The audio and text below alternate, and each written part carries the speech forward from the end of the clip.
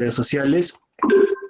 Bien, voy a presentar a continuación a nuestro ponente, el ingeniero Víctor Manuel Bodero Palacios, ingeniero civil de la Universidad de Piura, con un diplomado en gestión de proyectos bajo el enfoque del PMI, un diplomado en procesamiento de minerales por TechSoup, con una amplia experiencia profesional en el sector minero y en el sector comercial también, haciendo énfasis en algunos proyectos realizados por él, como el desarrollo de la ingeniería de detalle para tanques de almacenamiento de agua contra incendio en la nueva planta de aceros Arequipa, el diseño de estructuras metálicas para el proyecto de adecuación de exteriores en Mall Plaza Arequipa, el desarrollo de ingeniería de detalle para ampliación de planta envasadora de GLP Yamagas Chiclayo, y el desarrollo de ingeniería de detalle para la nueva planta de prefabricados de concreto Ecobrick en la ciudad de Piura. En estos momentos doy pase al ingeniero para que pueda dar inicio a esta conferencia. Hola, ¿qué tal? Muchas gracias a todos los presentes. Sí, para confirmar que sí se está escuchando. ¿Se escucha correctamente el audio? Así es, ¿Podría ingeniero, sí. confirmar? Sí, Correcto, ok. Primero que todo, darle muchas gracias a los chicos de la Universidad Nacional de Cajamarca, del capítulo del ACI, por darme el espacio para poder presentar este tema. Lo que vamos a ver el día de hoy es la introducción al diseño de cimentaciones para equipos vibratorios. Lo he denominado como introducción porque, bueno, el tema es bastante extenso como para verlo en un solo webinar, en una sola charla, pero trataremos de tocar los temas más importantes para que se quede un poco más con el concepto que hay detrás del diseño de este tipo de cimentación. Empezamos. Si hubiera algún desperfecto técnico o de la diapositiva, por favor me avisan para poder retomar y parar si es que hace falta.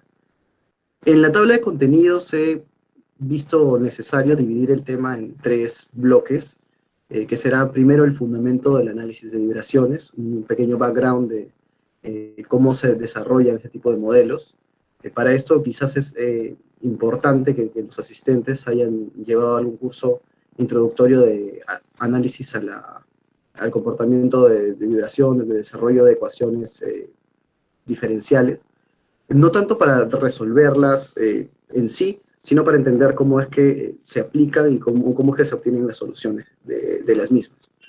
Luego tenemos en el bloque número 2 el desarrollo del modelo para sistemas dinámicos, que será ya la aplicación práctica de lo que veamos en el bloque 1 hacia el diseño de las cimentaciones. Cómo modelamos una cimentación en nuestro caso, cómo idealizamos las condiciones del suelo, cómo es que nosotros transportamos las cargas que obtenemos del proveedor del equipo al sistema que nosotros estamos realmente analizando. Y finalmente, un diseño aplicado a la industria. Vamos a revisar brevemente un diseño que hicimos para un proyecto en la empresa donde estoy trabajando actualmente, y para ver los conceptos que desarrollamos en el bloque 2 aplicados a un ejemplo real de magnitud, digamos, bastante importante. Entonces, vamos por el bloque 1, fundamentos del análisis de vibraciones.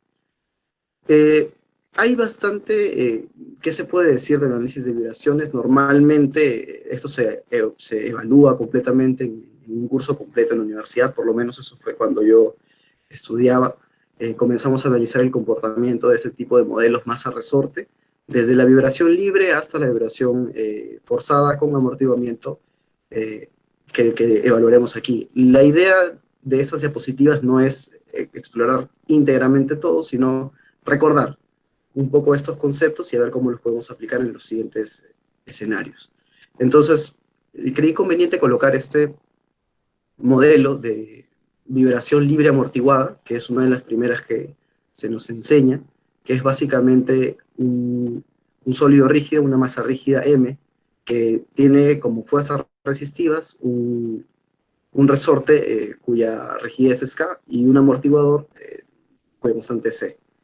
Si hacemos el diagrama de cuerpo libre de este pequeño sistema, de esta pequeña estructura, si se quiere, nosotros tenemos que las fuerzas que se oponen al movimiento, definida aquí en la dirección X, son la fuerza inercial, que es la masa por la aceleración de este objeto, el resorte, que sería la rigidez del resorte, por el desplazamiento del mismo, definido por la ley de Hooke, que conocemos, y el amortiguador, ¿no? Que es un coeficiente que se relaciona con la velocidad.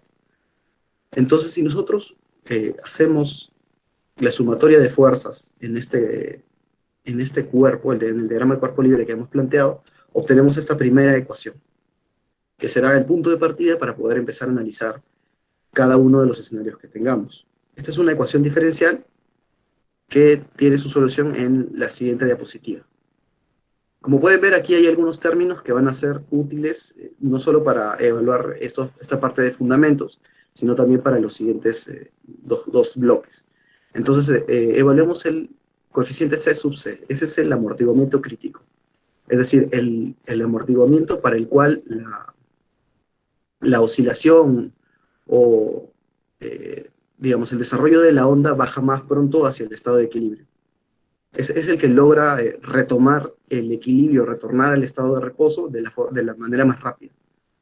Después tenemos el ratio o el coeficiente D, que es el ratio de amortiguamiento. La relación que existe entre C, que es nuestro amortiguamiento real del sistema, y el amortiguamiento crítico.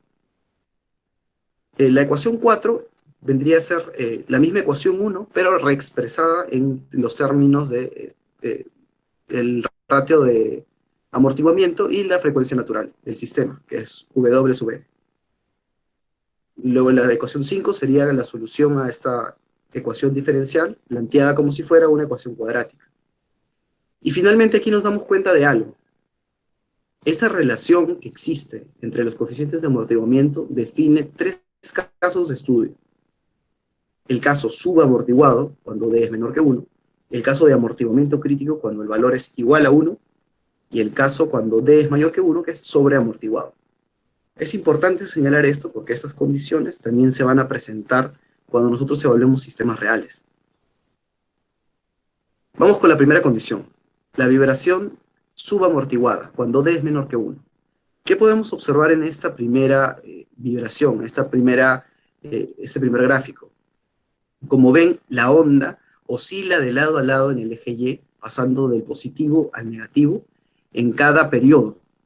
El periodo es el tiempo, la distancia que hay entre crestas o valles, cuando nosotros analizamos una vibración.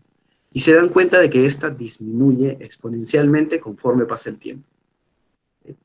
Idealmente, lo que ocurre es que esto se prolonga hasta el infinito, pero sabemos que eso viene acompañado, digamos, de un escenario real, donde el cuerpo dejará completamente de moverse y regresará al reposo. Seguidamente tenemos la vibración con amortiguamiento crítico y la vibración sobreamortiguada. En este caso, lo esencial, lo llamativo es que el ciclo se desarrolla sin oscilar. Es decir, no pasamos desde un valor positivo a un valor negativo de la gráfica, sino que nos mantenemos y de aquí regresa al estado, al reposo, al equilibrio. Si se dan cuenta, este factor D es el coeficiente de amortiguamiento, la relación de amortiguamiento. Entonces, como pueden ver en la gráfica, cuando el amortiguamiento es crítico, es que logramos retomar el reposo de manera más rápida. Si nosotros comenzamos a aumentar esta relación, parece que no fuera lógico, pero en realidad lo que estamos haciendo es prolongar un poco más el proceso en el que todo el sistema va a volver al equilibrio. Se puede ver que cada vez se va alejando un poco más y demora cada vez más en retomar ese estado. Ahora vamos a evaluar la vibración forzada armónica. La diferencia con la anterior que hemos visto, la vibración libre, amortiguada, es que en este caso tenemos una fuerza que desequilibra todo el sistema y le da una aceleración diferente. Entonces, ¿qué ocurre en este escenario? ¿Podemos plantear el mismo equilibrio de fuerzas? Claro. Podemos partir de lo mismo que usamos para vibración libre, colocando estas tres, digamos, fuerzas opuestas al movimiento, y la fuerza exterior o la fuerza desbalanceada, que sería F sub 0 coseno de doble T, en la dirección del movimiento. Si planteamos la ecuación de equilibrio en Y, en X sería en este caso, para este diagrama de cuerpo libre, tendríamos la ecuación número 6, que es muy similar a la 1, con la diferencia de que en lugar de terminar en 0, de sumar 0 las fuerzas, tienen esta componente, que es la fuerza externa al sistema. Entonces, al igual que el anterior, esta ecuación diferencial tiene soluciones. Y como se darán cuenta, esta es un poco más compleja que la que vimos anteriormente. La otra era bastante más sencilla en cuanto a sus parámetros. Y vemos que esencialmente aparecen parámetros nuevos. Por ejemplo, la relación W-WN, donde W es la frecuencia de operación o la frecuencia de la fuerza externa y WN es la frecuencia natural del sistema. Siempre será importante tener en cuenta este ratio, esta relación, porque va a definir parámetros importantes para evaluar la diferencia de amplitudes que tenemos en nuestro análisis de vibración. Aquí en la ecuación 8 tenemos cómo calculamos la frecuencia natural de un sistema sencillo como lo hemos visto arriba. La ecuación 9 es directamente la relación de amortiguamiento que habíamos definido igual en el caso anterior. Y finalmente X sub S, que es el desplazamiento, definido a su vez por la ley de Hooke. También tenemos el ángulo phi, el ángulo de desfase, definido entre la relación de frecuencias y la relación de amortiguamiento. Y ahora, esto es algo bastante importante, que de alguna u otra manera se va a ver reflejado en el bloque 2, cuando estemos analizando propiamente ya una cimentación, es ¿qué pasa si nosotros representamos esta amplitud versus la relación de frecuencias que existe? Si se dan cuenta, bueno, cada una de las gráficas representa el amortiguamiento para los diferentes sistemas que se han analizado, y la relación de frecuencias está variando, en este caso, de 0 a 2. Pero ¿qué ocurre cuando la relación de frecuencias es 1 y el amortiguamiento es muy pequeño? Notamos que la amplitud, ese desplazamiento que se obtiene del sistema es muy alto. El valor se eleva exponencialmente y eso es lo que conocemos normalmente como resonancia. Cuando tenemos un escenario donde la frecuencia natural es igualada por la frecuencia de operación del equipo. Entonces, idealmente va a tomar valores bastante altos. En la realidad, igual los valores incrementan, no hasta un valor infinito, pero hasta daños que pueden ser bastante importantes para nuestras estructuras. Entonces, idealmente lo que queremos es alejarnos de este valor de relación igual a 1, donde la frecuencia natural iguala a la frecuencia de operación. Hay que tenerlo en cuenta, lo usaremos en los capítulos posteriores. Luego, otro concepto importante es la fuerza de transmisividad. ¿Qué es la fuerza de transmisividad? Esencialmente, cuando nosotros tenemos un sistema, hay cierta parte de la fuerza que lo toman los elementos restitutivos, como son el resorte y el amortiguador. Entonces, si se dan cuenta, esta fuerza depende de K por X, que es la ley de Hooke para el resorte, y C por X', que es, digamos, la ecuación que gobierna el amortiguador de nuestro sistema. Esta es la fuerza real que estaría tomando, en el caso del diseño de las cimentaciones, tanto la cimentación como el suelo. Entonces es importante conocerla porque es realmente esta fuerza la efectiva que vamos a nosotros tener que evaluar en nuestro sistema. La pregunta más lógica aquí sería, ¿y no es la misma fuerza que nosotros estamos introduciendo como aquella que opera de parte del equipo? ¿El F sub 0 que hemos definido arriba?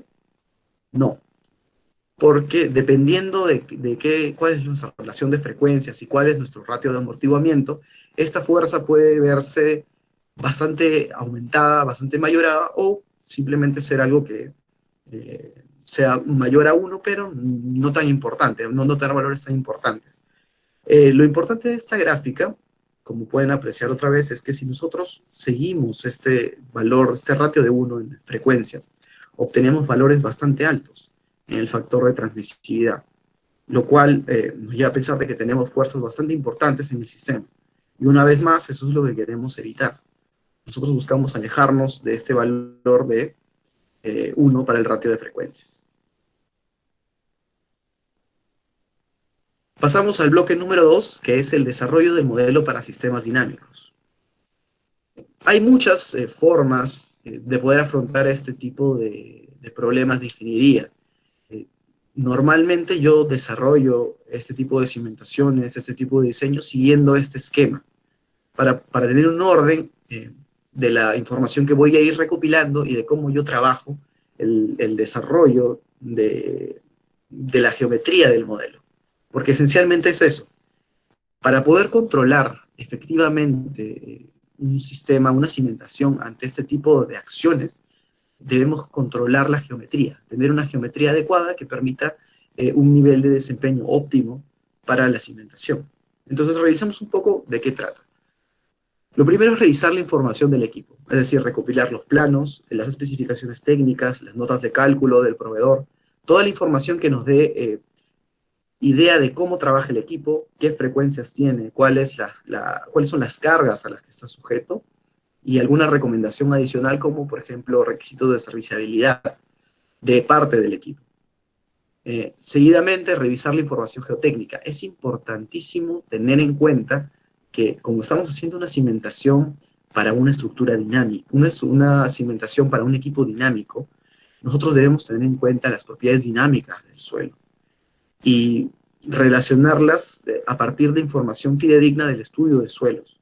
Entonces es muy importante la coordinación con el ingeniero geotécnico encargado del estudio para poder tener datos que realmente van a ser efectivos para nuestro análisis. Seguidamente viene los criterios de predimensionamiento de la cimentación. Este paso muchas veces es tomado o es dejado de lado, pero me parece muy importante porque evita que nosotros estemos iterando en procesos bastante más largos cuando nosotros desarrollamos una cimentación o en realidad una estructura en general. Si nosotros tenemos un predimensionamiento adecuado, podemos llegar al resultado final de la geometría en un menor tiempo. Entonces es bastante importante tenerlo en cuenta. El siguiente paso sería el cálculo de las cargas y combinaciones de carga. Normalmente en este paso podemos basarnos en normativa que ya haya estudiado ampliamente el desarrollo de cimentaciones, como son el código americano, el código australiano, el eurocódigo, o las recomendaciones del proveedor del equipo, el cual nos dirá cuáles son los casos de carga más comunes y bajo qué condiciones se combinan estos, bajo qué factores.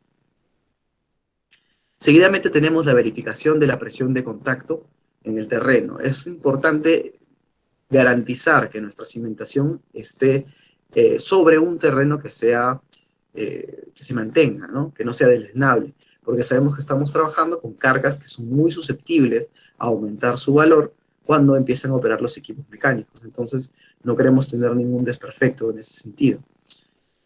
Seguidamente viene el análisis dinámico, que este ya sería armar propiamente el modelo, el análisis del sistema que estamos diseñando nosotros, para lo cual necesitamos la masa, los momentos de inercia, la frecuencia de operación de los equipos, la frecuencia natural de la cimentación, podemos calcular la fuerza desbalanceada, etc. El siguiente paso, una vez que tengamos este análisis dinámico, será evaluar la resonancia. Eso es lo que queremos evitar a toda costa dentro de nuestro sistema. Tenemos que tener en cuenta que antes de hacer cualquier verificación de desplazamiento, cualquier verificación de fuerza, de resistencia, de poner refuerzo, debemos haber asegurado que no existe resonancia por ninguno de los elementos que tiene nuestra cimentación o en general nuestra estructura. Porque si no estaríamos haciendo trabajo en vano. Llegaríamos a un diseño final, a un refuerzo completo, quizás sacar planos, pero no serían efectivos porque nuestra estructura tendría un problema de raíz. Y no es posible trabajar con ese tipo de estructuras en resonancia. Es bastante difícil. Seguidamente será después evaluar el desplazamiento que ocurre durante estas fuerzas dinámicas, y tenemos que calcularlo no solo, digamos, para una componente, sino el desplazamiento total, que es el que nos interesa a nosotros revisar para la estructura que estemos diseñando. Finalmente tenemos los resultados, y los resultados es donde nosotros vamos a evaluar los criterios de aceptación. Más adelante veremos que para cada equipo, para la zona donde estemos diseñando, hay una serie de criterios de evaluación que nos permitirán decir, ok, este sistema es correcto, tiene una vibración, pero es muy leve, podemos dejarla, no hay problema. En algunos otros casos será necesario regresar a la parte de diseño y volver a probar con una geometría que en este caso sea más efectiva, ¿no? Entonces, como ven en el diagrama, la otra opción es iterar y volver a la parte inicial del proceso y realizar todo el análisis desde el principio. Si es que los resultados son correctos, terminamos este diagrama. Entonces vamos a revisar un poco la información que necesitamos. ¿Qué información necesitamos de parte de los equipos? Lo primero son las dimensiones de los equipos. Esto se muestra ampliamente en los planos, en los datasheets, las hojas técnicas del equipo. También hay manuales especializados que nos dan todas estas características. Necesitamos también la altura del motor o el eje de giro del equipo. Normalmente vamos a trabajar siempre con equipos, con máquinas que son o rotativas, alrededor de un eje, o reciprocantes, que también funcionan con una serie de émbolos dirigidos hacia un punto y a partir de un eje. También necesitamos la ubicación de los pernos de anclaje, a altura y profundidad. ¿Por qué? Normalmente estos equipos, los más grandes, los más pesados, no se colocan simplemente sobre la cimentación, sino que es necesario colocar pernos para poder sujetarlos a la misma. Entonces, estos pernos deberán tener la distancia suficiente al borde de nuestra cimentación y estar profundizados lo suficiente también para evitar el arrancamiento o el desprendimiento de los mismos. Seguidamente necesitamos el peso de los equipos, tanto de cada una de sus partes como el conjunto, para poder evaluar cuál es la masa completa del equipo y cuánta parte de esa masa es la que realmente está produciendo la fuerza desbalanceada. También necesitamos la ubicación del centro de gravedad del conjunto. Idealmente nosotros debemos buscar que antes de que el equipo esté funcionando, cuando esté colocado dentro de nuestra cimentación, el conjunto del equipo más nuestra cimentación se encuentre todo en el centro de gravedad, digamos, a un porcentaje mínimo del centro de gravedad de nuestra cimentación. Si el equipo está demasiado desbalanceado, tenemos que, digamos, jugar un poco con la geometría de nuestro equipo, de nuestra cimentación, para poder llegar a un estado donde, combinando ambos, tengamos un centro de gravedad muy similar al de nuestra cimentación sola. Seguidamente necesitamos la magnitud y dirección de las fuerzas desbalanceadas. Normalmente esto, bueno, hay bastante bibliografía, literatura de cómo poder calcular estas fuerzas desbalanceadas a partir de la masa participativa y calculando una excentricidad del equipo. Pero muchas veces es el proveedor del equipo que, bueno, él sabe que el equipo tiene un comportamiento dinámico y produce una serie de fuerzas asociadas a este. Entonces él es capaz de decirnos cuánto es la magnitud de esa fuerza y cómo se aplica. Y finalmente los límites establecidos para el desplazamiento y las velocidades, tanto, digamos, para mantener el equipo o al personal que puede estar trabajando en los alrededores del equipo, ¿no? Hay que tener en cuenta de que evidentemente estamos diseñando cimentaciones para equipos, pero también son las personas las que van a operarlas. Entonces es necesario tener en cuenta sus necesidades para poder ver si es que nuestro diseño es satisfactorio. Aquí tenemos algunos ejemplos, una vista en planta del plano de un equipo bastante grande que se llama Molino de Bolas, que fue uno de los últimos diseños que realicé. Luego, por aquí tenemos otras elevaciones. Aquí podemos ver la ubicación de los pernos propuestos por el fabricante, algunas cajuelas que necesita, sobre todo para poder tener en cuenta en nuestro modelo dónde están ubicadas cada una de estas secciones importantes.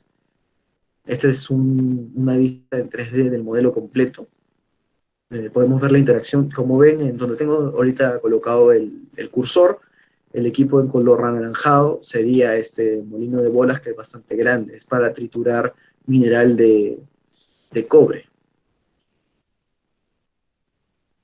Perfecto. Y otra de las cosas que nos proporciona el proveedor es el diagrama de cargas, que es el que vemos ahora en pantalla.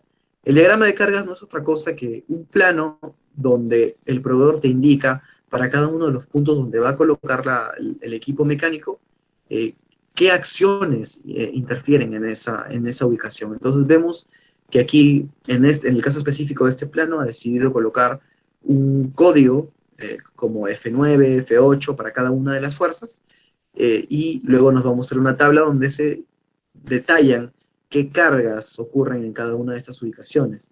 Al mismo tiempo tenemos la información adicional como la velocidad de diseño y las frecuencias de operación del equipo, que eran también necesarias para poder plantear nuestro modelo, plasmar nuestro modelo. Otra cosa importante es la ubicación de estas cargas en elevación también. Como vemos aquí, plantea a partir del nivel de concreto que nosotros le dejemos a él, la pieza va a tener el centro de gravedad a una altura determinada. En este caso, por ejemplo, F1 y F2 están a 820 milímetros de la cara del concreto. Eso es lo que nos está diciendo en este caso el proveedor del equipo. Por otro lado tenemos la tabla de cargas. En este caso, como les digo, varía bastante entre proveedor y proveedor cómo se realiza, cómo se entrega esta información. Entonces, este proveedor de aquí decidió colocar, plasmar los casos de carga en una tabla, definiendo, digamos, en el load number, la ubicación de cada uno, y en la descripción a qué caso hace referencia. Luego tenemos también la dirección de aplicación de la carga, y en la parte del encabezado tenemos cada uno de los casos, ¿no? La carga muerta, tenemos la carga viva, tenemos también cada uno de los casos particulares, por ejemplo, en el arranque, y esos casos que se llaman inching, que son particularmente utilizados durante el mantenimiento del equipo. Eso también es importante. A veces no se toma en cuenta los estados intermedios del equipo, que es cuando estamos arrancándolo para poder empezar la operación y cuando vamos a darle mantenimiento y tenemos que de alguna manera frenar el equipo. Entonces, es necesario considerarlos en el diseño porque a veces tanto las cargas como las frecuencias de operación difieren de la frecuencia normal o regular de operación. Entonces puede crear estados que, si no los consideramos, generen daños en nuestra cimentación o en el funcionamiento global del equipo. Pasamos a los parámetros geotécnicos, que también son bastante importantes. Necesitamos, la mayoría de estos deberíamos poder encontrarlos en un estudio de suelos completo. Tenemos la densidad bulk o la densidad natural de todos los estratos de suelo. Normalmente el ingeniero geotécnico, a partir de los cálculos, digamos, básicos que nosotros le demos de la cimentación que proponemos, él calcula cuál es el estrato máximo, la profundidad máxima que tiene que darnos de estratos para poder realizar nuestro análisis.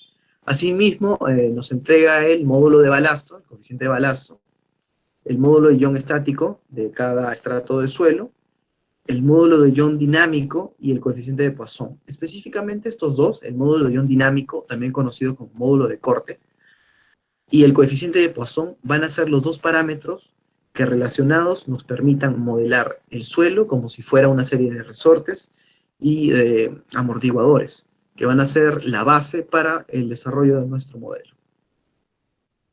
Asimismo, necesitamos la capacidad portante del terreno, y los asentamientos admisibles. En este caso, normalmente el ingeniero geotécnico lo define de la mano con el encargado de los equipos, ya sea el ingeniero mecánico o también la parte del ingeniero estructural, que le dicen los criterios específicos de aceptación para estos asentamientos, y a partir de eso es que él trabaja la capacidad portante y el asentamiento total admisible.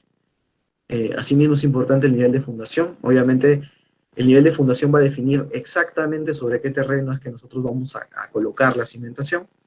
Y finalmente, el nivel de la napa freática máximo existente.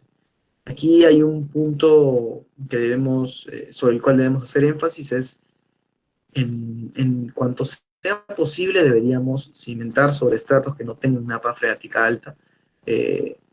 ¿Por qué? Recordemos que estos son equipos dinámicos, sujetos a vibraciones. Entonces, si tenemos la napa freática alta, tenemos un suelo deleznable y un equipo que genera una vibración, es posible que todo esto conlleve a licuación de suelos, que es un escenario que no queremos, que es muy complejo también de solucionar una vez que ocurre. Entonces, en lo posible, si estamos en el diseño, hay que tratar de evitarlo, evitar tener napa freática, y si existiese y no hay forma de cambiar la ubicación, ver alguna alternativa para poder eliminar o mejorar este terreno también. Aquí hay algunas tablas, resumen de uno de los últimos diseños que realicé, donde se colocan cada uno de los suelos sobre los cuales va a estar cimentada lo que nosotros estemos diseñando, y los parámetros más representativos.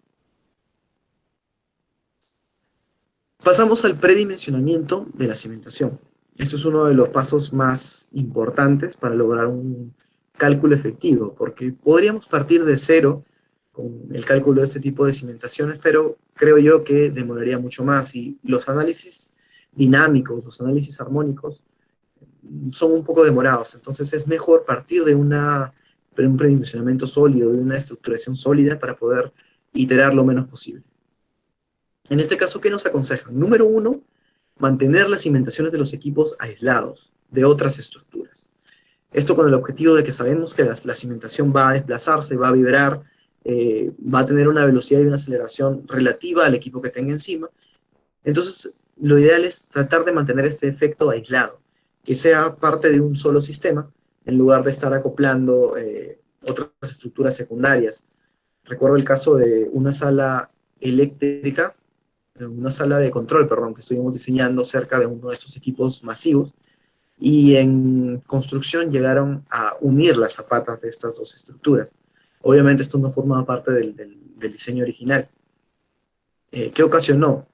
Lo que ocasionó fue que una vez que el equipo empezaba a funcionar durante el arranque del mismo, los monitores de esta sala de control que están pegados a digamos, están en un tubo que baja a partir del techo, comenzaban a vibrar de manera descontrolada. Y era bastante molesto para los operadores de la sala de control estar tratando digamos, de hacer su trabajo mientras estos monitores vibraban de una manera descontrolada. Finalmente lo que se tuvo que hacer es eh, aislar, digamos, la estructura que estaba soportando esta sala de control para poder evitar el problema.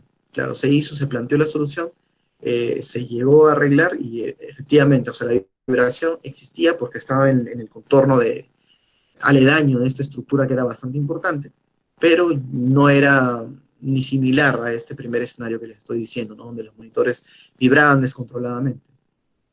¿Qué más tenemos que tener en cuenta? La cimentación deberá estar soportada sobre terreno de buena calidad. Un poco lo que hemos revisado en el tema anterior de siempre buscamos cimentar sobre un suelo que tenga propiedades decentes, propiedades buenas. Recordemos que no estamos solo desarrollando un diseño estático o bajo cargas que son permanentes o muy eventuales, sino bajo cargas dinámicas que son cíclicas. Entonces, esto va a afectar directamente sobre el suelo en el que está cimentado. Hay que buscar que siempre sea suelo competente o una roca sana, evitar fallas activas, evitar suelo deleznable, etc. Asimismo, otra recomendación es la presión de contacto, pero no de cualquier combinación, sino de las combinaciones de operación normal, es decir, sin cargas dinámicas. Las condiciones de operación normal pueden incluir sismo también, correcto, pero no existe, digamos, una combinación de carga de nuestro equipo, ¿no? De parte de este equipo con la fuerza desbalanceada, no.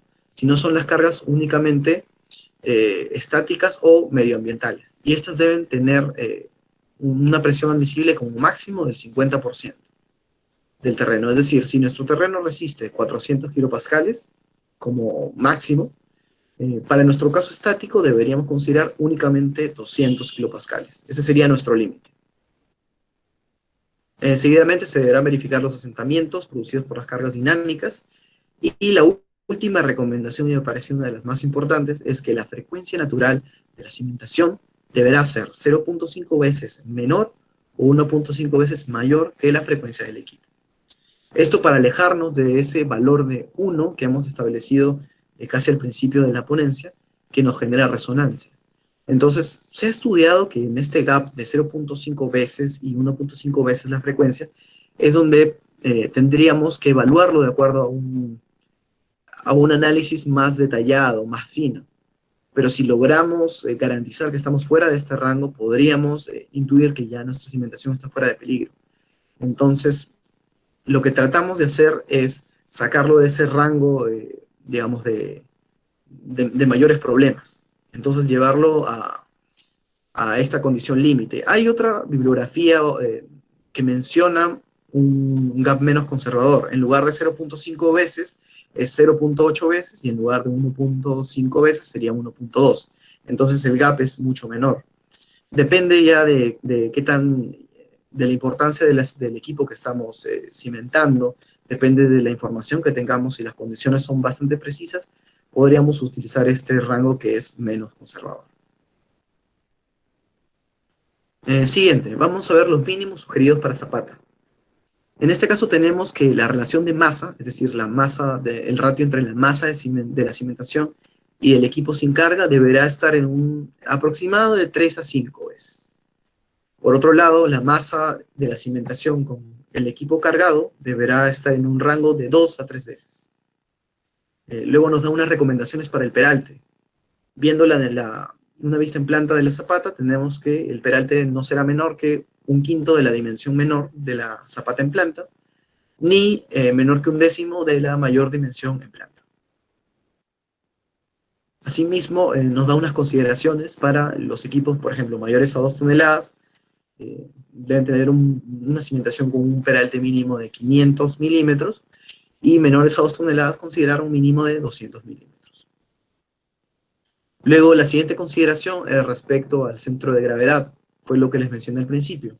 Deberíamos buscar que el centro de gravedad de la cimentación más el equipo esté a una distancia de como máximo el 5% del eje central de la zapata. Eso es para reducir la excentricidad en la misma. De la misma forma, vamos a evaluar con el equipo cargado para poder, digamos, analizar la misma condición. La idea es la misma, reducir la excentricidad. Finalmente, el ancho de la zapata será como mínimo el que se obtenga de proyectar una línea con un ángulo de 30 grados a partir de la vertical.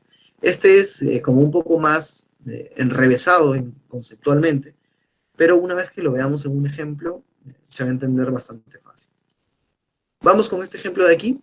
Es un compresor de aire cuyo peso es de 3 toneladas, las dimensiones las vemos aquí en la figura, convenido colocar todo en milímetros. Nos dicen también que el peso específico del concreto es de 24 kilonewton y que en este caso el centro de gravedad se ubica en el centroide geométrico del equipo y que el eje del equipo coincide con el de la cimentación. Entonces, esto nos exentúa de hacer esta verificación, estas dos verificaciones del centro de gravedad, pero vamos a ver a partir de los criterios que hemos desarrollado cómo es que podríamos definir este parámetro del peralte de la zapata y el ancho de la misma. Tenemos, si se dan cuenta, una zapata con un pequeño pedestal que sobresale, sobre el que va a ir apoyado este compresor. Entonces, lo que nosotros vamos a empezar haciendo es colocar una primera aproximación para el peralte de la zapata. En este caso, según las recomendaciones que tenemos, dice, para equipos, la recomendación mayores a 2 toneladas, un peralte mínimo de 500. Entonces, empecemos con ese peralte, un peralte de 500 para la primera iteración, y vamos a calcular este lado de aquí, ¿no? Si se dan cuenta, la última de las recomendaciones decía, el ancho mínimo será aquel que sea una proyección a 30 grados desde la vertical, en el centro de gravedad del equipo. Entonces lo que hacemos es, ubicamos el equipo con su centro de gravedad y trazamos una vertical, una línea vertical. Y a partir de esta, trazamos un ángulo de 30 grados, que es el que vemos aquí. Si se dan cuenta, esto permite desplazar esta misma recta o trazar otra línea que interceptará con nuestra cimentación. Entonces, si se dan cuenta, ya tenemos definido el peralte en una primera iteración y cuánto sería el semiancho. El semiancho en este caso sería, bueno, por el triángulo notable de aquí, sería 1000 más 200 más 500, que es 1700, por la tangente de 30 grados. Eso nos da un valor de 981 milímetros, que bueno, podemos redondearlo a un metro, ¿no? A 1000 milímetros, ¿no? Todo más por un tema constructivo, por una facilidad constructiva que por otra cosa. Por otro lado, es importante preguntarnos cómo podríamos también analizar esto. Imaginemos que este peralte sea cero. Imaginemos, sabemos que no puede ser cero, pero bueno, pensemos, ¿cuánto es entonces el semiancho si es que el peralte de aquí es cero? Tendríamos únicamente la altura de 1200 milímetros por la tangente de 30 grados. Eso nos da un valor de 693, que son 700 milímetros de ancho. Entonces, esto nos da una idea de que nuestra cimentación deberá tener un ancho de por lo menos 700, e idealmente para esta primera iteración de 1000, un semiancho. Entonces, el ancho completo serían 2 metros. Vamos a revisar el ratio de masas de esta cimentación. Para este caso tenemos que el peso del equipo es 3 toneladas. Vamos a expresarlo todo en kilonewton para poder tener una misma idea en magnitud. Entonces tenemos 3 por 9.81 es 29.43 kilonewton.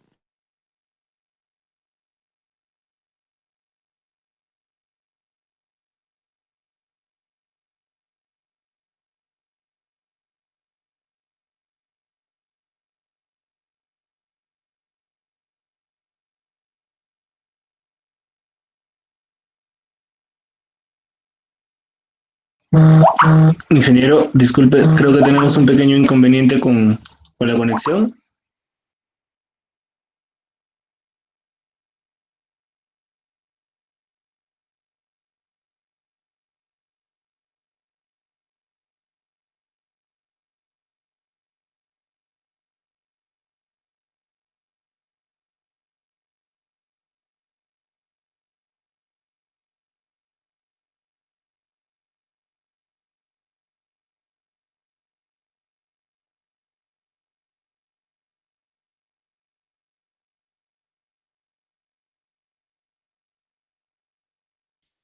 Un momento, por favor. En unos instantes vamos a resolver este pequeño inconveniente técnico. Enseguida lo estamos reanudando.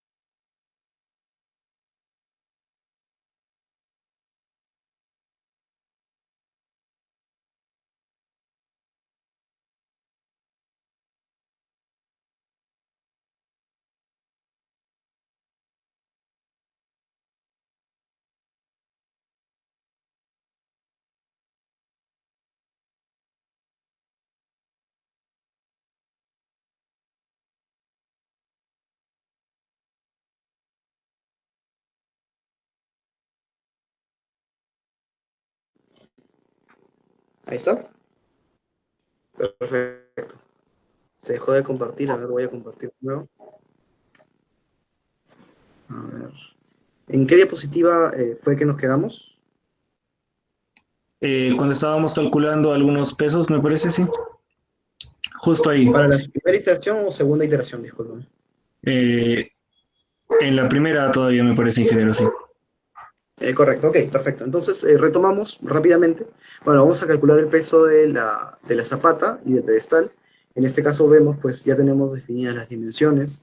En este caso el pedestal, las dimensiones las teníamos ya prácticamente definidas, ¿no? Entonces, sería el 24, que es el peso específico del concreto, por 1,70 m por 3,50 por 20 centímetros. Esto casi lo teníamos ya completamente definido, si se dan cuenta. Y adicionalmente ya hemos colocado a partir de la primera iteración el valor del peralte de la zapata y del semiancho. Entonces podemos calcular también el peso de la zapata. Sería 24 kilonewton por 2 metros, que sería el ancho total, por 3,5 metros, que es el largo de la zapata, que nos da el problema, y el peralte que hemos definido como 500 milímetros. Esto nos da un peso de 84. El peso de la cimentación total es la suma de estos dos valores, que nos da 112.56 kilómetros. Si calculamos nuestro ratio de masa, obtenemos que es la relación entre la cimentación y el peso del equipo.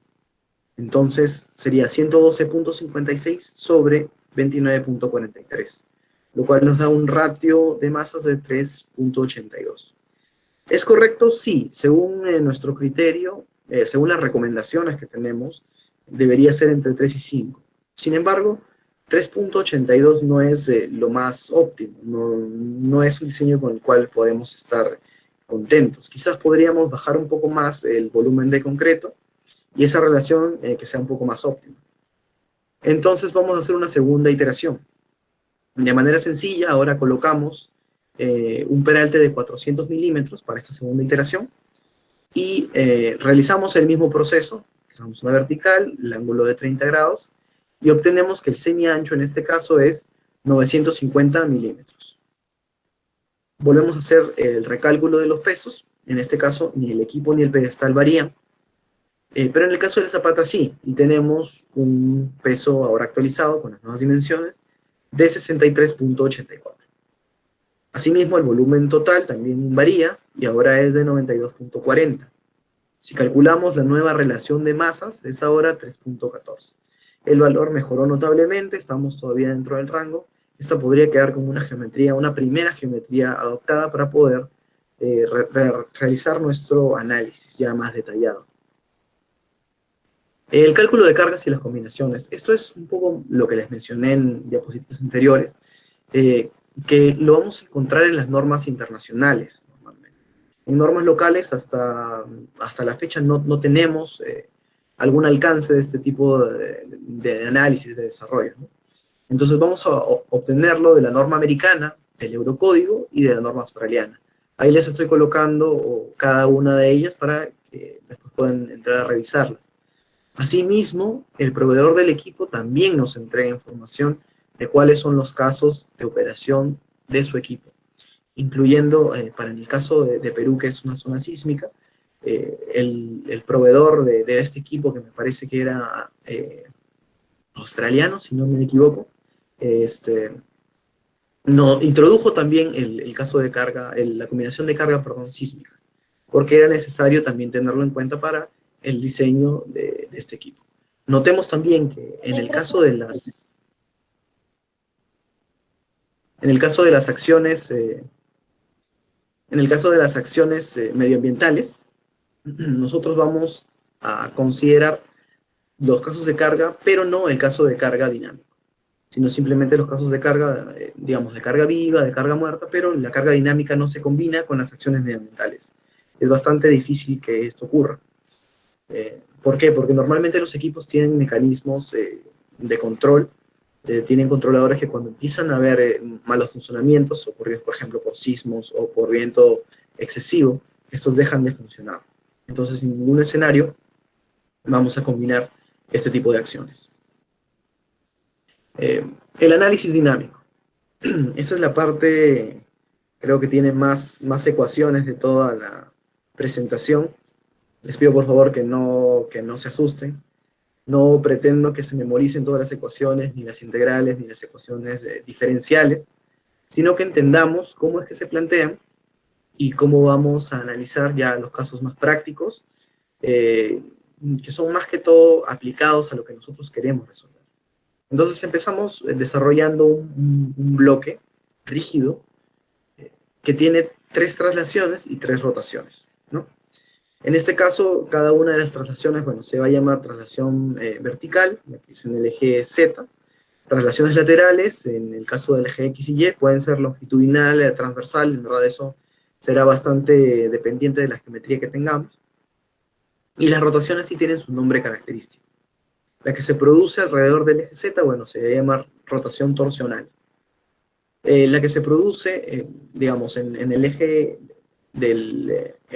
con la dimensión más corta, en este caso vemos que es un paralelepípedo, donde esta de aquí es la dimensión más corta, y tenemos también la dimensión de mayor longitud paralela al eje Y. Para esta vamos a llamarle a esta rotación rocking. Lo menciono y lo dejo en inglés porque mucha de la bibliografía que van a encontrar de este tema está en inglés y adoptan este tipo de nomenclatura. Entonces es importante conocerlo. Por otro lado, la rotación en el eje más grande se conoce como pitching, ¿no? Son nombres característicos que se utilizan para entender un poco cómo es que trabaja este tipo de cimentaciones.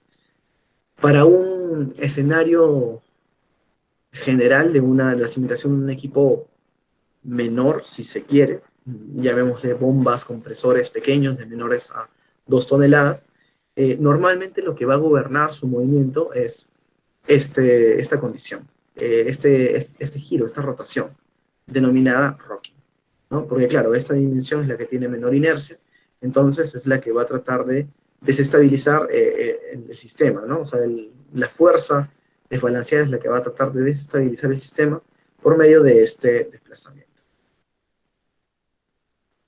Bueno, aquí tenemos una vista del plano XZ de esta cimentación, donde hemos modelado el suelo como si fueran resortes. Cada uno tiene un resorte, entonces tenemos dos cargas aplicadas, dos cargas cíclicas, que son una carga vertical y una carga horizontal. Entonces, si nosotros hacemos la sumatoria de fuerzas y sumatoria de momentos respectiva, tenemos estas tres ecuaciones. En verdad, como les digo, no pretendo que se memoricen las ecuaciones, ni es el objetivo de esta charla ver la demostración de estas ecuaciones, porque les estoy dejando la bibliografía de donde sale toda la información para que puedan, si lo desean, revisar cada una de estas demostraciones, sino entender el concepto. Lo que buscamos acá es hacer un equilibrio de fuerzas a partir del diagrama de cuerpo libre de la estructura, similar a lo que hemos hecho en el bloque 1. ¿Se acuerdan? El sistema es sencillo, vamos a plantear las fuerzas de restitución en cada uno de los resortes, y estas serían las fuerzas externas a nuestro sistema.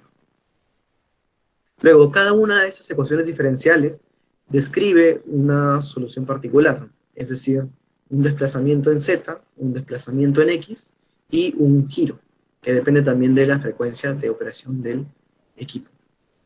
En este caso, vemos que esas son las ecuaciones, las soluciones, perdón, resumidas, si se quiere, la forma corta de esas ecuaciones.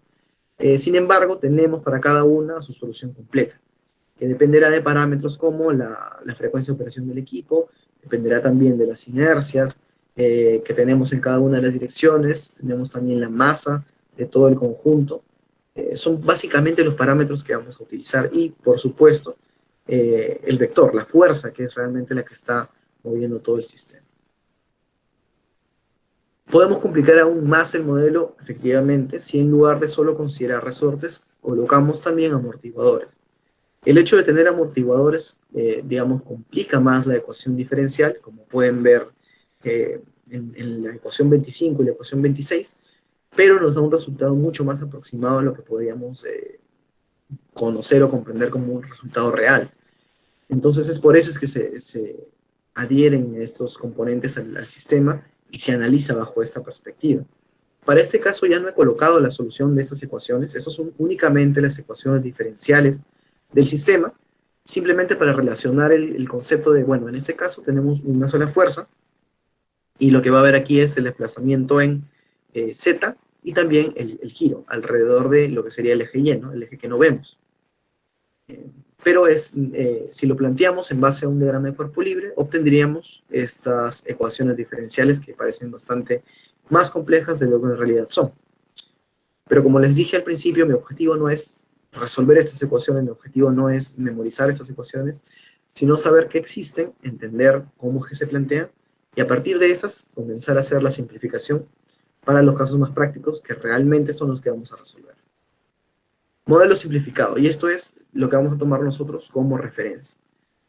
Normalmente este caso simplificado, lo que es conveniente para este caso, ya sea para zapatas rectangulares o circulares, es colocarlos en una hoja de cálculo. Es decir, nosotros tenemos ya los parámetros que vamos a utilizar en cada una de estas formulaciones, podemos simplemente colocar en una hoja de cálculo las entradas, los parámetros que sabemos que vamos a usar, y que la hoja de cálculo se dedique a calcular cada uno de estos. Eso simplifica mucho el proceso. También yo soy de la idea de que por lo menos este cálculo, para conocerlo a profundidad y saber exactamente qué es lo que nosotros estamos iterando, bajo qué funciones es que estamos analizando nuestra cimentación, es hacerlo a mano, o papel, calculadora, lápiz, una vez por lo menos. Hacer alguno de los ejemplos propuestos en los libros, en la bibliografía, y entender exactamente cómo es que se manejan las ecuaciones y las tablas. En este caso, esta primera tabla nos muestra, tanto para zapatas circulares como para zapatas rectangulares, cada una de las constantes de los resortes en la dirección analizada, ¿no? En el caso de Z, X, luego también tenemos la constante torsional y la constante de rocking, ¿no? Esto es lo que nosotros vamos a usar para modelar, como les había dicho, el suelo. Ven los parámetros G, que es el módulo de corte, o el módulo de elasticidad dinámico, y el módulo de Poisson, que son datos que nosotros obtuvimos del estudio de suelos. Asimismo vemos otros parámetros como beta, como N2 y B y L, que son las dimensiones de la zapata. En este caso, bueno, estos parámetros los vamos a ver en las sucesivas tablas. En este caso, bueno, tenemos la tabla que relaciona los parámetros beta con las dimensiones de la zapata. Entonces nosotros vamos a entrar a esta tabla y con la relación entre el largo y entre el lado más corto y el lado más largo, podemos obtener estos parámetros beta, beta phi y beta sub z, para cada una de las ecuaciones que hemos definido arriba. Seguidamente, nosotros vamos a calcular el radio de giro equivalente. Esto es para, evidentemente, cuando estamos diseñando una zapata rectangular, tiene un radio de giro equivalente que depende de sus dimensiones en planta. Asimismo, teníamos un coeficiente dimensional n sub z, n sub x y n sub phi. Entonces vamos a calcularlo con esta formulación. De nuevo, notamos que depende del coeficiente de Poisson y de la geometría, que es h y r sub 0, que es el radio de giro equivalente. ¿Qué más tenemos? El damping ratio, el ratio de amortiguamiento.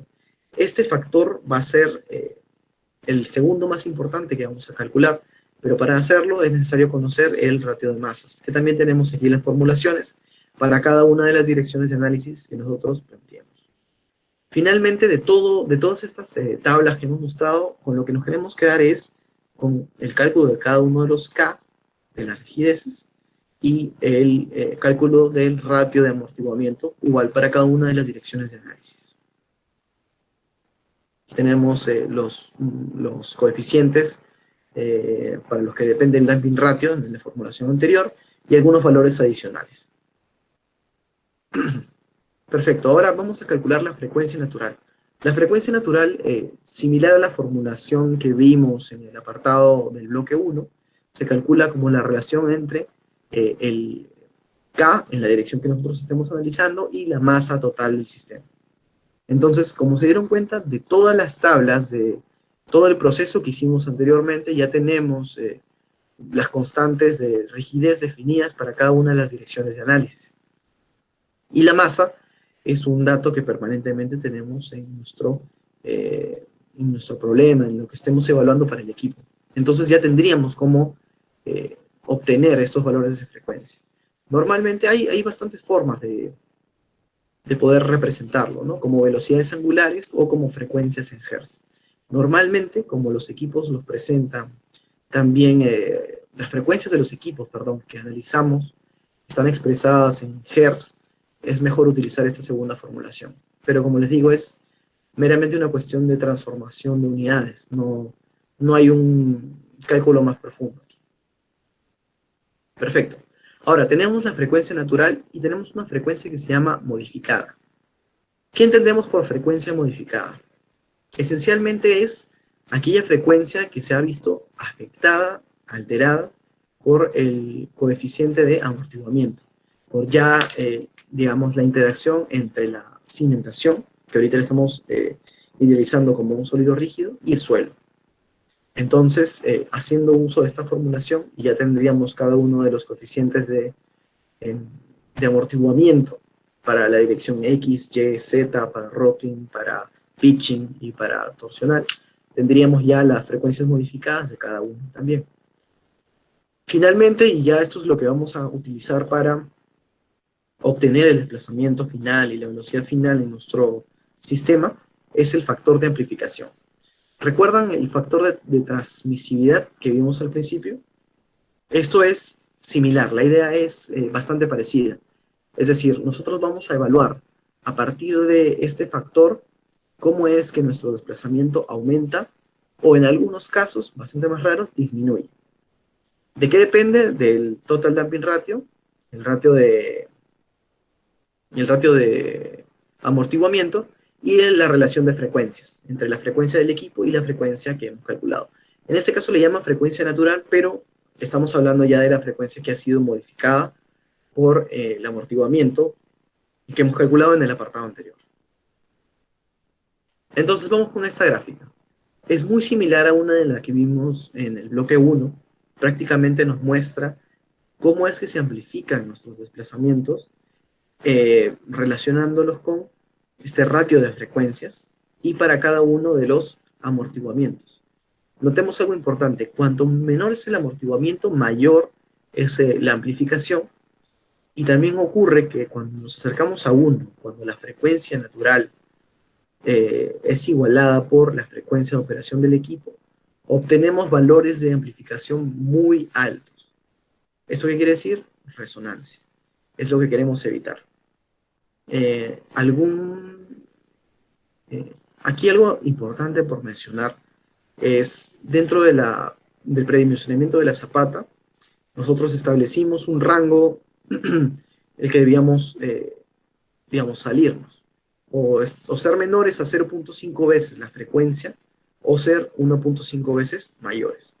¿Por qué? Porque si se dan cuenta en todo este rango, entre 0.5 y 1.5, es donde vamos a tener los factores de amplificación más altos. Si nosotros garantizamos que la cimentación está por debajo de este valor, o por encima de este, ya los valores que tenemos son incluso menores que 1. Aquí hay algo interesante. Aparte de, a pesar de que conceptualmente podríamos decir que no importa si es que hacemos que la cimentación sea más flexible, cuando es menor a 0.5, o más rígida, cuando es mayor a 1.5 el comportamiento es igual, notamos que hay una diferencia, una ligera diferencia. Cuando es más flexible, igual hay una amplificación de los desplazamientos, por ende de las fuerzas. Sin embargo, cuando es más rígida, podemos llegar al caso donde es menor que 1 para cada uno de los amortiguamientos que establezcamos. Entonces, la tendencia es, siempre que tengamos esto, quizás ir por una cimentación un poco más rígida, un volumen un poco mayor de concreto, que nos garantice un comportamiento más adecuado. Seguidamente, bueno, la fuerza horizontal, que en este caso será la fuerza desbalanceada que afectaba a nuestro sistema, F sub 0, y la fuerza de Rocklin. Esta es un poco más conceptual porque no está directamente aplicada, pero es la que, digamos, la que se obtiene de multiplicar esta fuerza horizontal por el brazo de palanca del centro de gravedad a la base de la fundación. El centro de gravedad del equipo a la base de la fundación. Por último, vamos a calcular los desplazamientos dinámicos, que son el factor de amplificación por la fuerza que está actuando en esa dirección sobre la constante de rigidez. Prácticamente esto es la ley de Hooke, si se dan cuenta. La ley de Hooke que nos da un desplazamiento multiplicado por el factor de amplificación. Esto lo realizamos para cada una de las direcciones que estemos analizando. Y si se dan cuenta, también aplica para el modo Rocklin, que sería este de aquí, solo que en este caso este valor es angular. Ya no tiene digamos, una expresión en milímetros. No es una dimensión, sino es adimensional. Este es angular. El desplazamiento total, ¿cómo lo calculamos? Es la contribución del desplazamiento puramente traslacional más su componente rotacional. Es bastante de lo que aplicamos en análisis de estructuras o en resistencia de materiales. El desplazamiento total es igual a el semiancho o el semilargo por el ángulo que está girando más el desplazamiento en esa dirección. Y similar para la dirección Y. Estos desplazamientos totales son los que ya nosotros vamos a comparar con nuestros límites establecidos. Finalmente, y ya es lo que vamos a reportar como resultados, es que tenemos que entrar a estas gráficas que nos permiten evaluar si es que el equipo va a tener algún problema o va a haber algún inconveniente con la operación del mismo. Entonces, en este caso, tendríamos que entrar en el eje X con la frecuencia del equipo. En este caso, las unidades son ciclos por minuto. Y en el eje Y vamos a entrar con la amplitud, es decir, el desplazamiento que hemos calculado en el apartado anterior, el desplazamiento total, ¿correcto? Entonces, entrando con estos dos parámetros, es que nosotros vamos a poder definir en qué zona de comodidad nosotros llegamos a encontrarnos en nuestro equipo, ¿no? Por ejemplo, la zona A no ocurren fallos, es un equipo típicamente nuevo, no hay ninguna condición que indique peligro aquí. En el caso de la zona E, por ejemplo, ya tendríamos una zona de peligro, ¿no? Y lo que nos indica es que apaguemos el equipo para evitar algún daño adicional, algún peligro ya sea personal o del CC del equipo. Por otro lado, tenemos este gráfico que relaciona más bien el daño en las personas. Qué tan propensos somos como personas a apreciar, a notar cada una de estas vibraciones en los equipos aledaños. Entonces tenemos, por ejemplo, en la primera categoría es no reconocible para, bueno, aquí debería decir to people, ¿no? Pero bueno, para las personas. Entonces esto va a ir incrementando hasta que, bueno, casi apreciable, ¿no? Ligeramente apreciable, y los problemas empiezan a partir de aquí. De esta línea establecida en adelante, es que realmente podemos decir que afecta a la salud, porque la vibración afecta a la salud de las personas, y ya les genera problemas como estrés, daños físicos, ya no hay condiciones ergonómicas para el trabajo, etc. Entonces tenemos que evitar y estar en rangos que sean aceptables para que nuestro diseño sea óptimo. Y finalmente, para terminar la charla, vamos a revisar un diseño que hice ya de una estructura un poco más masiva.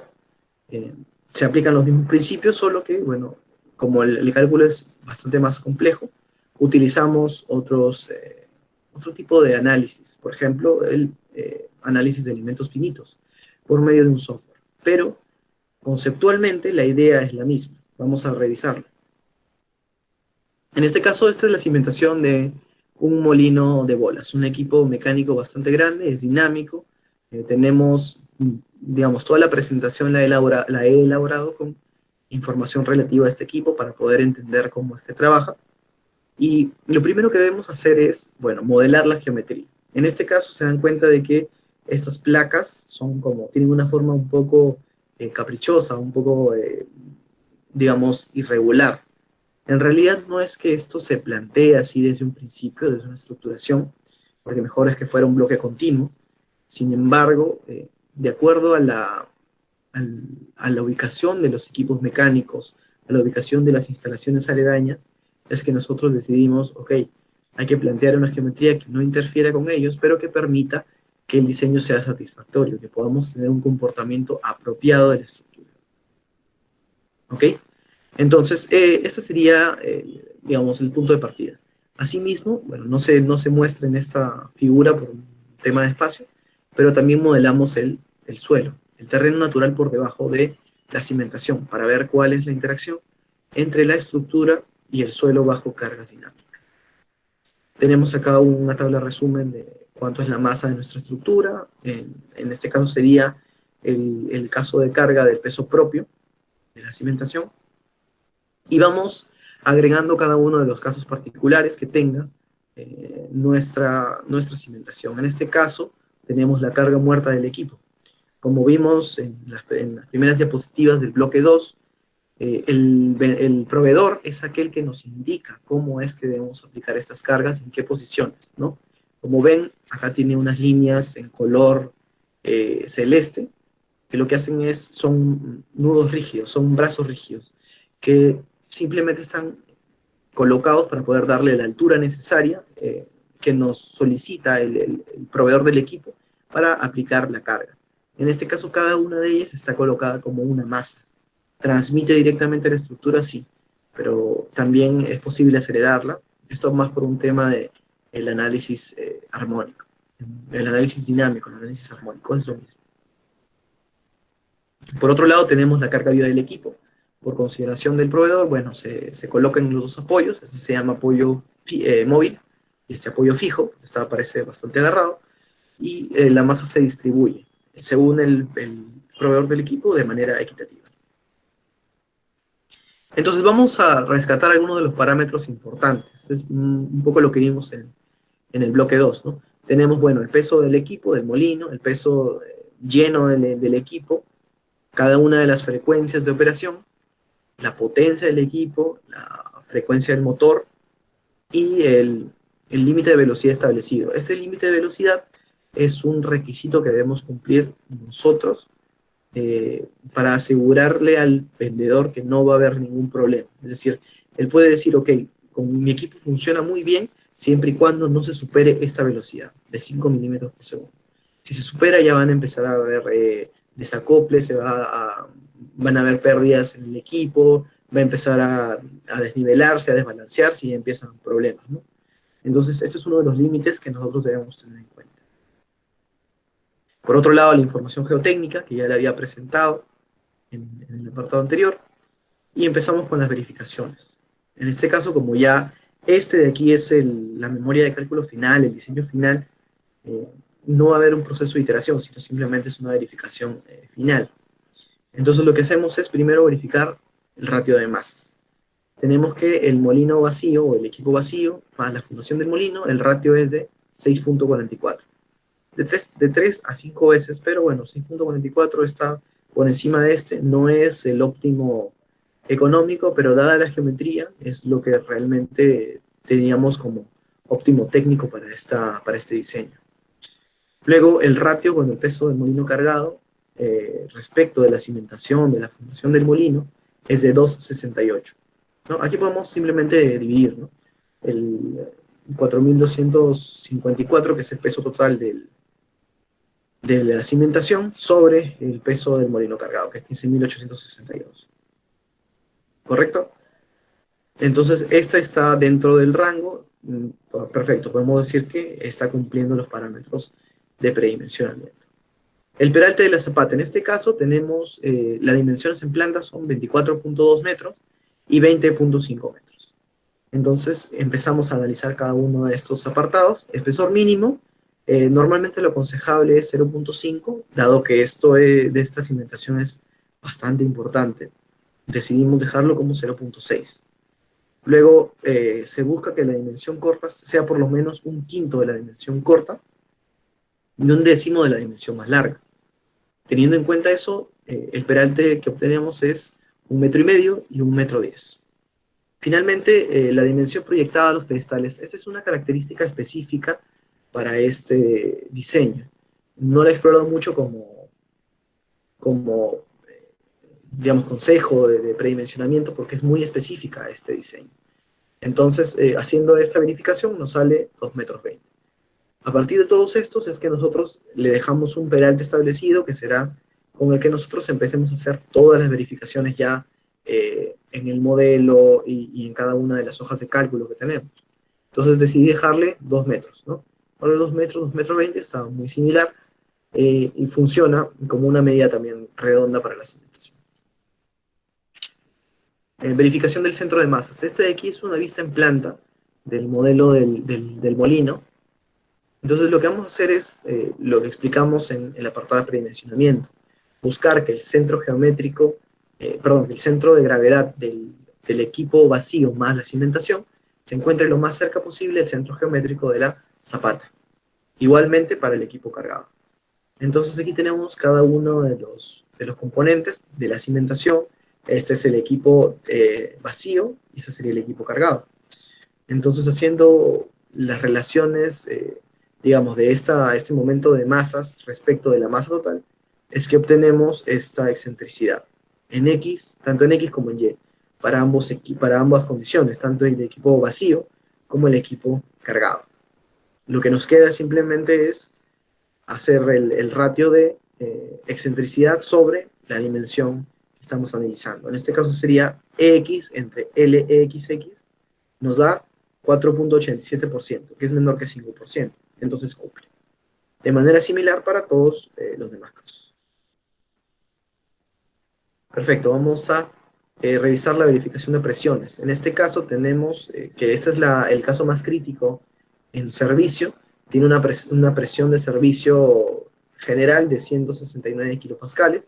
Aquí podemos ver en la gráfica que, bueno, tiene 330 en esta esquina, pero cuando hacemos el análisis particular de esta esquina, vemos que en realidad ese es un máximo local. Entonces podríamos tomar el valor promedio y el valor promedio igual sale 169 kilopascales, que es más o menos la zona en verde, ¿no? Que está por acá, 169 kilopascales. Eh, Esta debe ser menor que la mitad de la capacidad portante que tenemos. Nuestra capacidad portante es de 420 kilopascales, entonces tenemos disponible 210 kilopascales. Como nos damos cuenta, esto es menor que 210 kilopascales, entonces es correcto.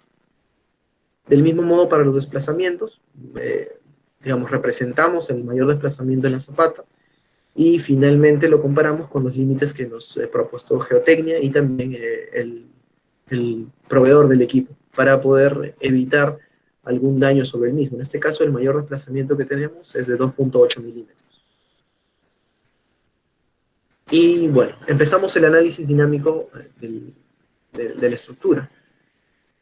Para hacer un análisis dinámico en un modelo de elementos finitos, bueno, primero se tendría que construir toda la matriz, la geometría de la cimentación y similar a lo que hacemos en SAP 2000 o en otros software computacionales, le pedimos que le haga un meshado o un grillado, ¿no?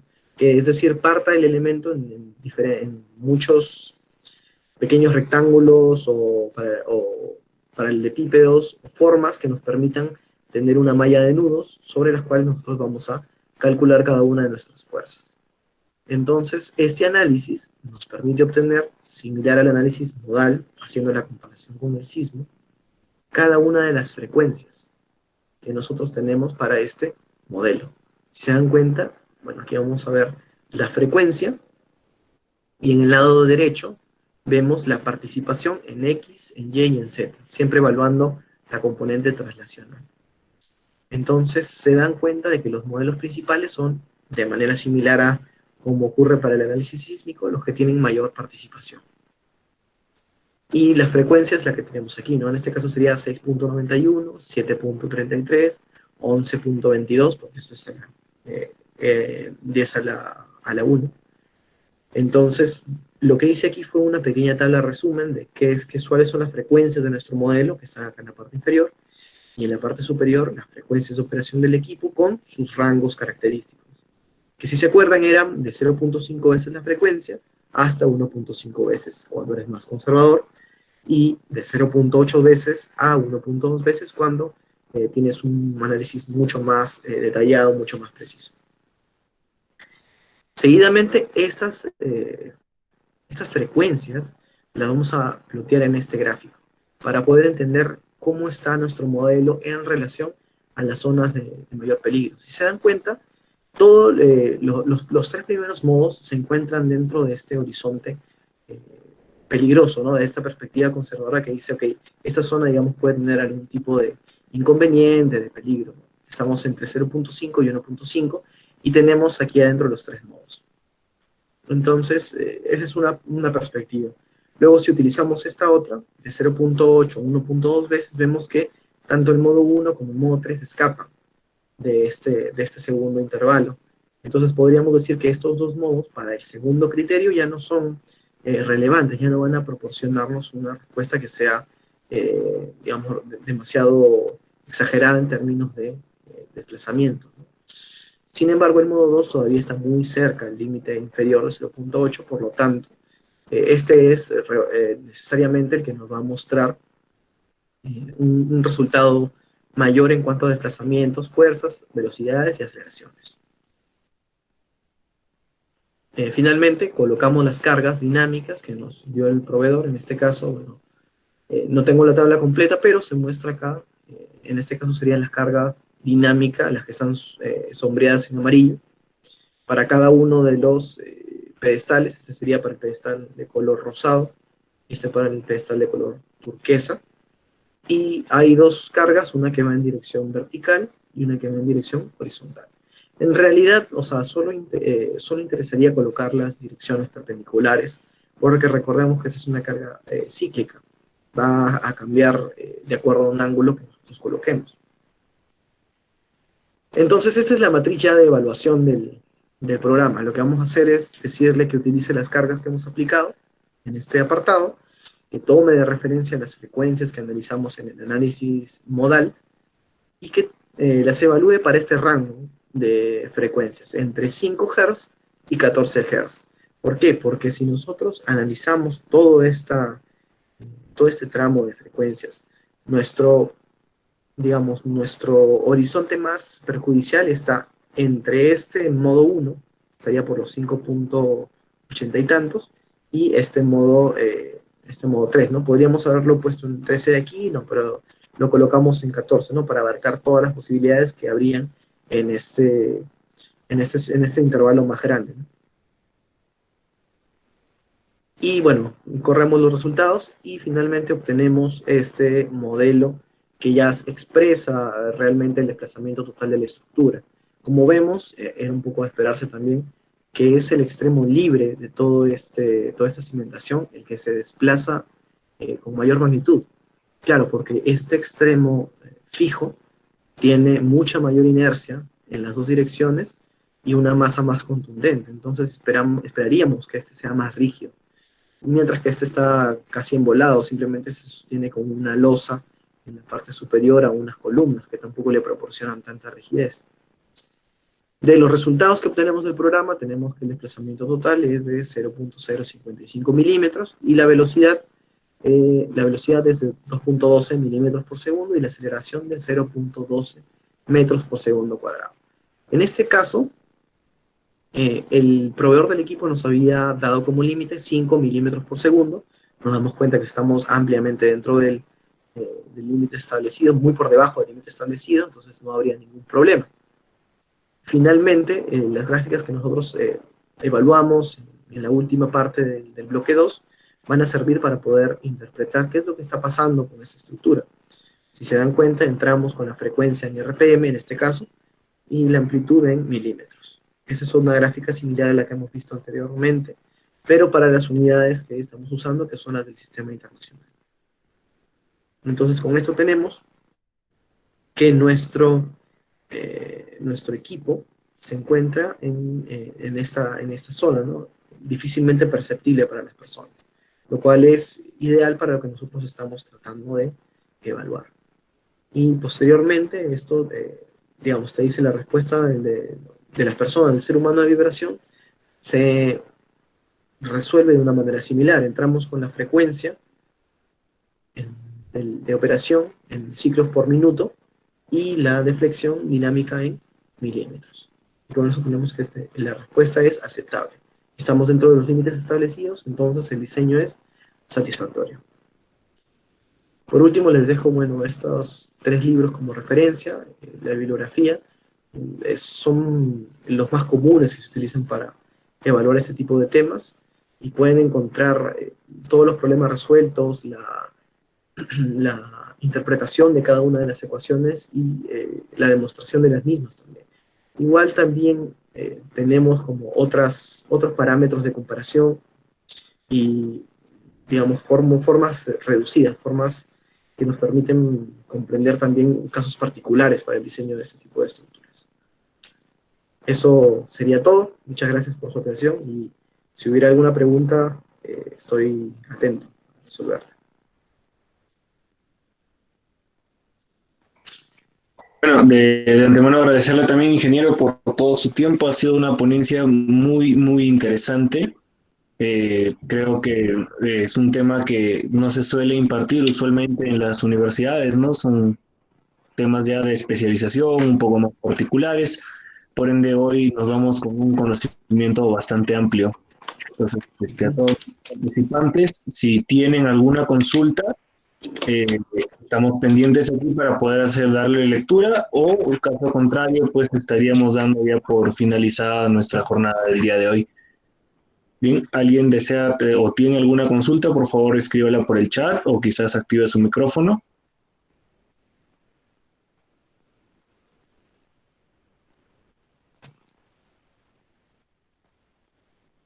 Bien, ingeniero, tenemos una pequeña consulta por el chat de Freddy Torrico. Nos indica cuál es el programa que ha empleado para su diseño.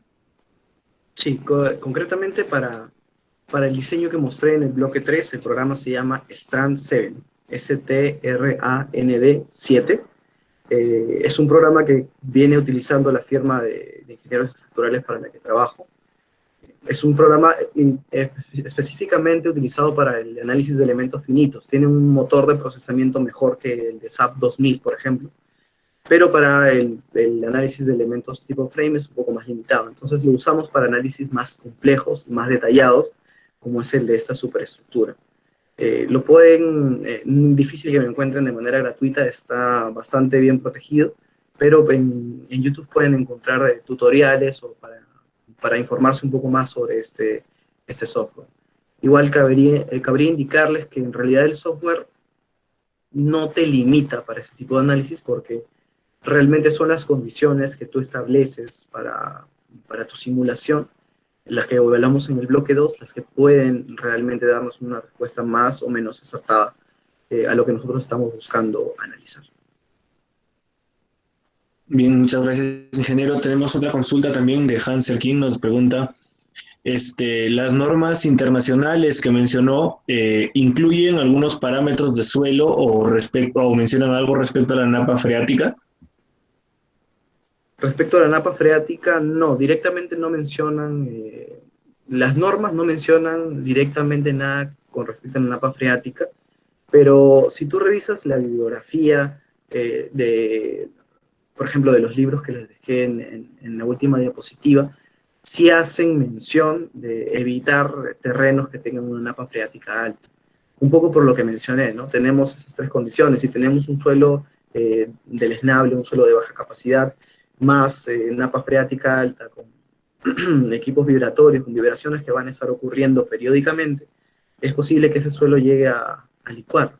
Tenemos un escenario de licuación de suelos que no queremos, no queremos enfrentar, no queremos lograr. Entonces lo ideal sería evitarlo. Y en cuanto a los parámetros de terreno, imagino que te refieres también a las propiedades, como el módulo de Young, el coeficiente de Poisson, para cada una de los tipos de suelo, tanto si es una roca, si es un suelo más firme o un suelo deleznable. En ese caso hay bastantes papers y estudios que tienen tablas de correlación.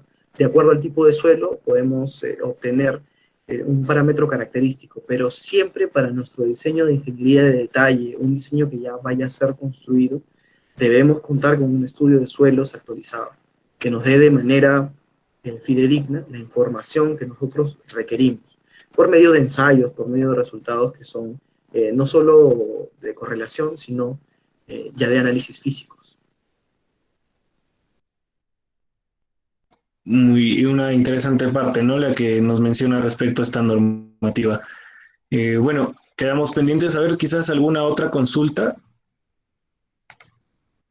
Sí, tenemos una consulta de otra más de Freddy Torrico. Nos comenta, el periodo de vibración natural del suelo, ¿en qué parte entra en el análisis? Ya, tal cual como periodo no entra en el análisis, sino que más bien nosotros lo relacionamos con la frecuencia. Nosotros sabemos que la frecuencia y el periodo son inversos, ¿verdad? El periodo es igual a uno sobre frecuencia, como sabemos desde los cursos de análisis de vibraciones. Entonces, realmente con lo que nosotros trabajamos es con la frecuencia de la estructura y el suelo. Recordemos que por mucho de que nosotros intentemos separar estos comportamientos de la cimentación del suelo, siempre van a tender a interactuar mucho, porque se están directamente colocados uno encima del otro.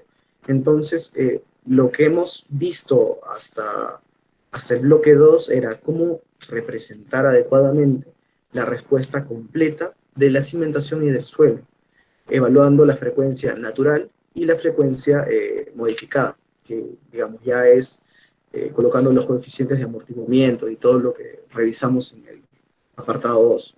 Básicamente eso sería. Bien, bueno, sí, bueno, ya no hay alguna otra consulta, sí, o sí, no sé. Bueno, me parece que ya no tenemos otras. Ingeniero, a nombre de toda la directiva, miembros del capítulo de ACI, del American Concrete Institute de la Universidad Nacional de Cajamarca, le damos las gracias por los conocimientos impartidos el día de ahora y bueno, esperamos más adelante volver a contar con su presencia quizás para poder desarrollar algún otro tema. Perfecto, Luis. Muchas gracias a todos. Y bueno, estaría encantado de dar otra charla cuando me den el espacio. Muchas gracias.